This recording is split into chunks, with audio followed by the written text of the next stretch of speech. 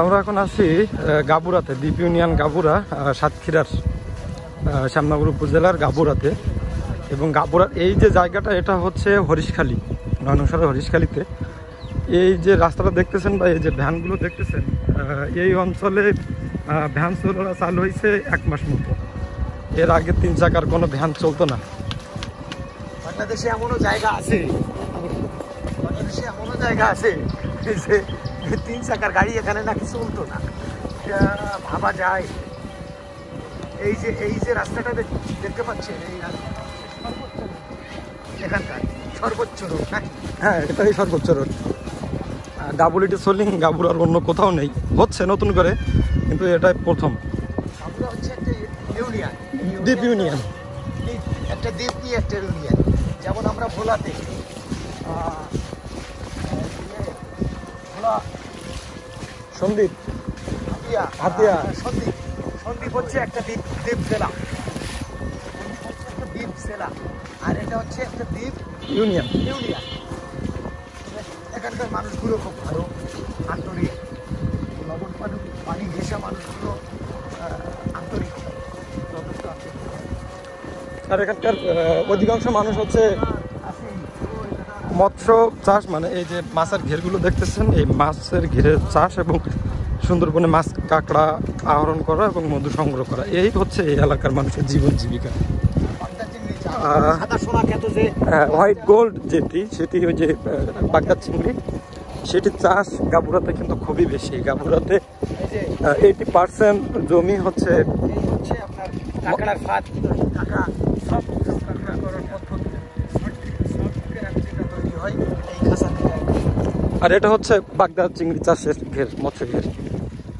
যেদিকে নজর যাবে সব কিন্তু হচ্ছে বাগদা চিংড়ির চাষ হয় এদিকে। 80% জমি হচ্ছে মৎস্য ঘেরের আওতায় এই এলাকার মানুষের।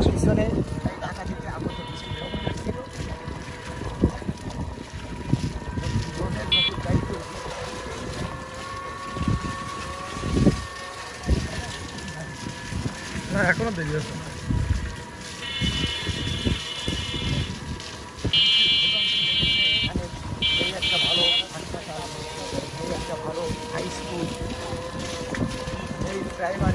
এখানে সমস্যার শেষ নেই মানুষের।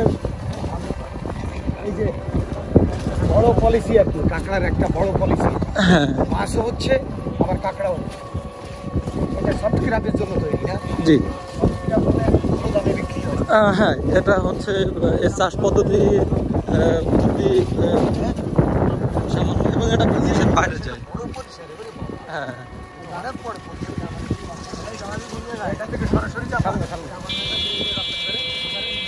মানে জাপান ফার্স্ট লিমিটেড একটা কোম্পানি, ওরা হচ্ছে ফ্রিজিং করে দেন ওটা দেশের বাইরে পাঠায়।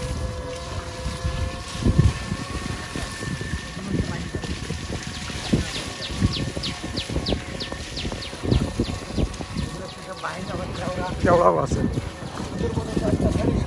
মানে এই জায়গায় ম্যানগ্রোভ গাছ আসার একটাই কারণ যে প্রতি বছর নদী ভাঙন হয়। নদী ভাঙনে সুন্দরবনের ফলগুলো চলে আসে সরাসরি নদী থেকে। আরে কি সুন্দর বেল হয়েছে রে, লবণ হ্যাঁ, লবণ আমরা রাখবা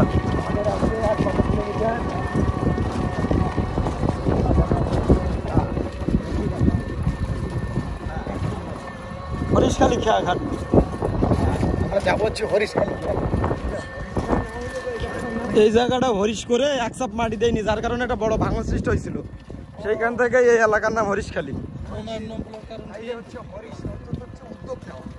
হরিশ হতো